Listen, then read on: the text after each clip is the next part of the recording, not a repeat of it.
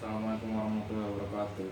Alhamdulillahirabbil alamin wassalatu wassalamu ala anbiya'i wa mursalin wa ala alihi wa sahbihi ajmain amma ba'd.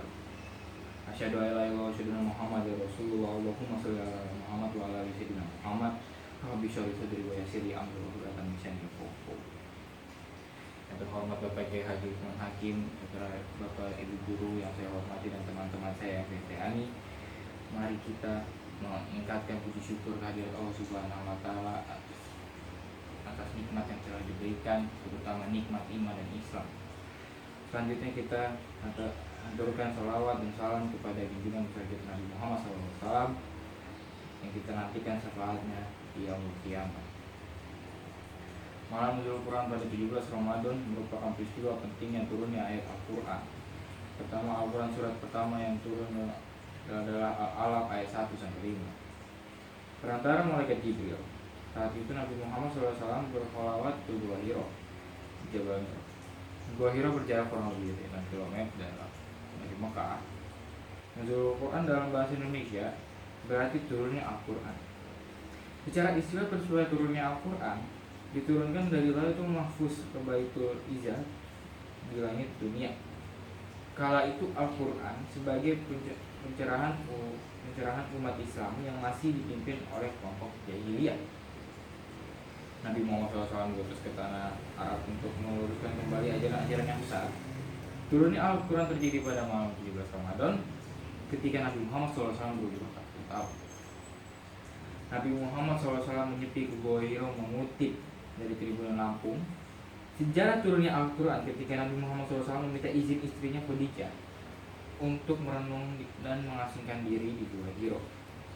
Keinginan Nabi Muhammad ini sudah diatur oleh Allah Subhanahu wa taala. Khadijah pun memberikan roti, gandum dan air. Tempat yang disetujui Muhammad untuk merenung adalah Gua Hiro. Gua itu terletak di Jabal Nur, berjarak kurang 2 mil dari Mekah.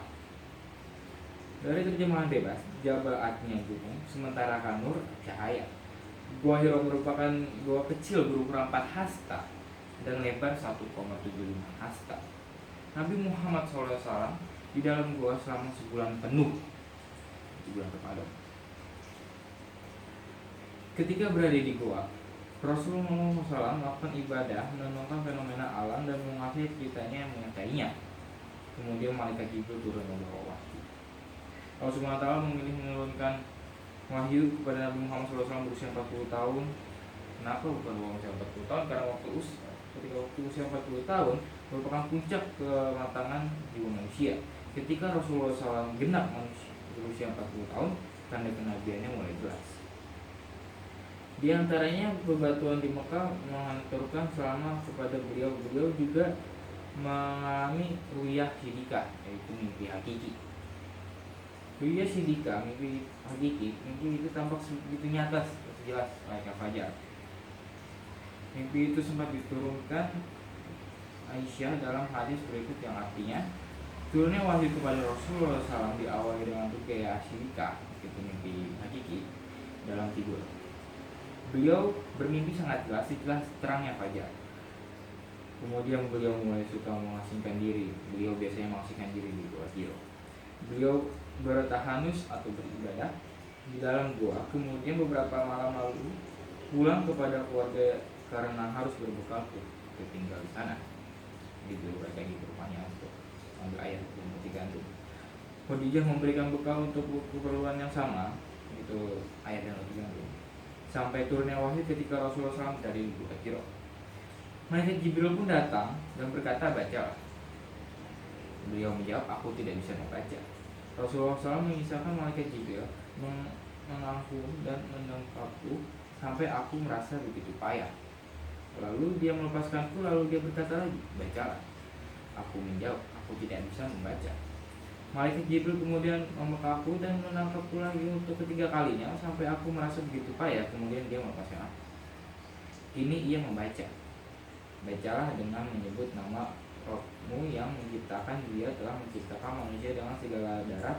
Bacalah Rabbmu yang paling pemurah yang mengajarkan manusia dengan meratakan alam. Dia mengajarkan kepada manusia apa yang tidak diketahui. Wahyu yang pertama turun adalah surat Al-Alaq ayat 1-5.